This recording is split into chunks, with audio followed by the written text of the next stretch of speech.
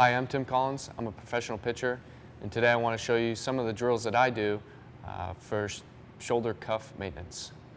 This is my off-season strength and conditioning coach, Eric Cressy, and he's going to be able to take you guys through the workout as I demonstrate it and go into a little bit more depth for you guys so you guys can understand it, what to do and what not to do.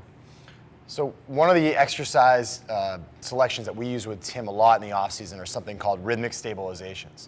And it's really just a fancy way of saying that we have a different way of approaching some of the rotator cuff strengthening and activation exercises than you'll often see. A lot of people are really comfortable using bands and cables and plates and dumbbells for loading.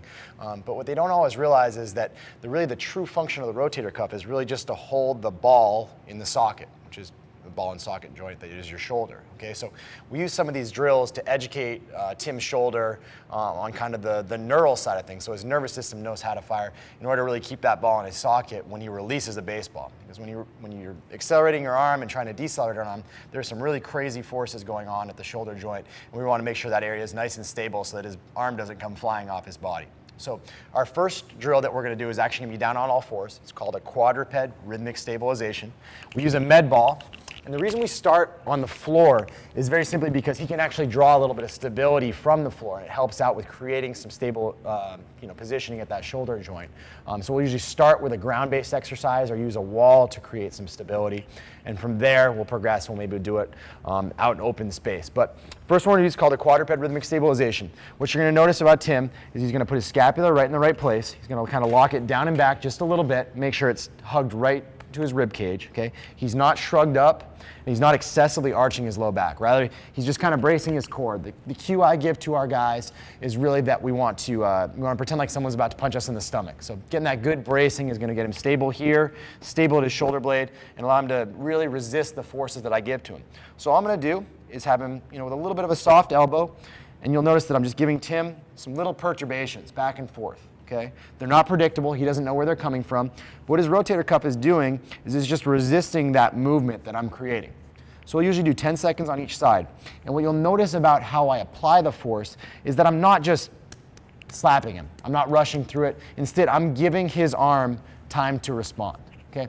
And what you'll probably find as you go through this is that your throwing side is going to be actually significantly weaker than your non-throwing side. So with an exercise like this, don't just put all your body weight on it. Instead, brace your core, get your scapula or your shoulder blade kind of locked where it's supposed to be, and then just kind of go with the flow. If you're someone who has a really stiff arm, this is probably going to be an easier drill for you. If you're someone who has real loose joints with lots of flexibility, chances are that it's going to be a lot harder for you. So just remember that sometimes to succeed long term, you need to fail in the short term. So I don't expect Tim to dominate each one of those. Instead, it's going to be an adjustment period for him. So obviously we do this on both sides. And in this case, we use Tim's non-throwing shoulder, believe it or not. We can easily do his throwing shoulder as well. But we'll do 10 seconds per side. Usually 3 sets of 10 seconds. Again, you'll notice that Tim's bracing his core nice and tight, and I'm just giving him these little stabilizations to balance. Another good trick for doing this exercise, you'll notice Tim actually has a little bit of a grip on the ball. When you do a little bit of gripping, it can actually get your rotator cuff a little fired up and make the exercise a little bit easier for you. So that's quadruped rhythmic stabilization. Here's a progression we use though. I want to get this maybe a little bit more throwing specific, get him back up into some positions that he encounters when he's on the mound. So we're going to face right towards the wall. Okay? You're going to see Tim right up at about 90 degrees of shoulder elevation here. He's got a little bit of external rotation going on, still a little grip on the ball. He's got his glutes tight, he's got his core braced, he's got his shoulder blade locked right to his rib cage, not all shrugged up, but not pulled way down. And all we're going to do is that same thing. And you guys can see how Tim's moving around a little bit more, right? We got him up from the ground and we made a little bit more of an unstable environment, so it's not quite as easy for him. So when I push back on his forearm, he's getting pushed back into external rotation. When I'm here, he's going into internal rotation.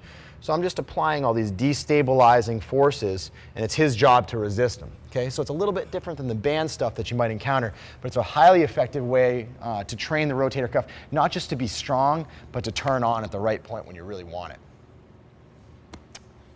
This is Eric Cressy, my off-season strength and conditioning coach, and I'm Tim Collins, and thanks for watching.